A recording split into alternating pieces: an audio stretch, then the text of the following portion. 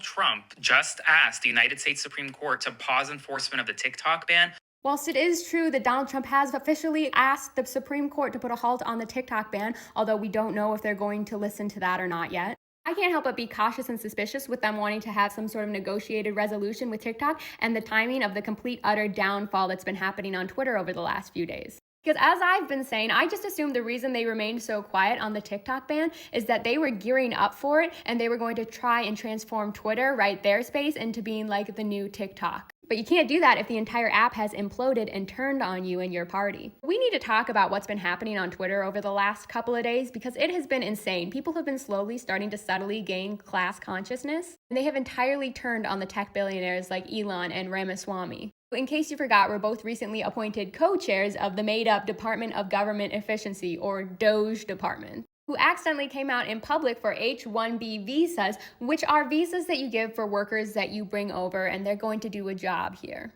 Which highly upset all of the red hat boys, right? Because that goes directly against what they want to do, right? They want to remove everyone from our country. But the tech billionaires have realized, oh no, if we actually do that, we're going to have to start paying people livable wages. This is where it starts to get crazy, right? People start asking, like, are there not people here that we could give those jobs? A valid question. And Elon responds, there's a permanent shortage of excellent engineering talent, essentially calling everyone in the US not smart enough to do the jobs. So MAGA's already upset about this, and then someone points out, right, that immigration is a large part of the workforce here in the United States, and they try and run some numbers of the amount of engineers we would need by 2032, which is a crazy amount. And Elon responds, actually, the number is way higher than that. But think of this like a pro sports team. If you want your team to win the championship, you need to recruit the top talent, wherever they may be, for your team to win and for it to benefit the whole country or the team. It's a valid statement. Like, if you want your country to be a leader in things, right, you have to work with the greatest minds. But he's also essentially, once again, telling everyone who's complaining that they're all not smart enough.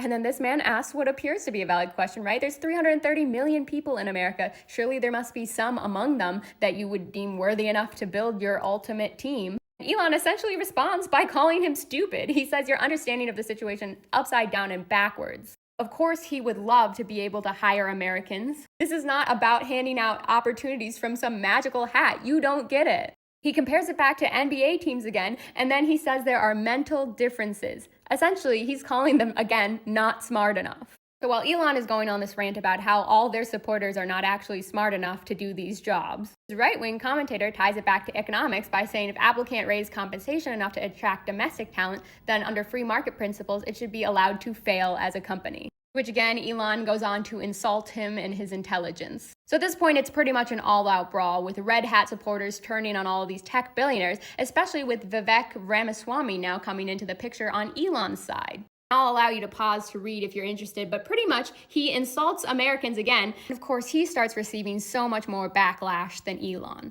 And again, both of them aren't entirely wrong. Like, our country heavily relies on these sorts of visas and work. They just chose to suck up to the party that does not support them and their tech businesses. And now they are directly feeling the consequences of that. But it gets better. Out of the sewer drains crawls Laura Loomer, and I guess what they say about a broken clock being right twice a day is true, because she hits him with the best receipts I think I've ever seen. Because Elon's main defense is that the people on these visas, right, are the highest talent in the world, which is why they are essential to their companies.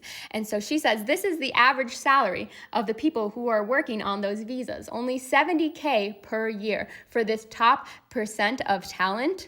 How is that fair? Through the wrong paths, she correctly stumbles on the point that hardly anyone can afford to live off of that rate every year, and you're paying the most skilled workers, you think, like in the world, that amount? So now in a weird backwards world, we have Laura Loomer going at it with Elon about workers' rights and basic compensations. And then the scarecrow from the second Wicked movie herself took some time off from set to chime in and also concerningly make some sense. And Coulter came in and said, the real point they're all trying to get at, which is American workers can leave a company.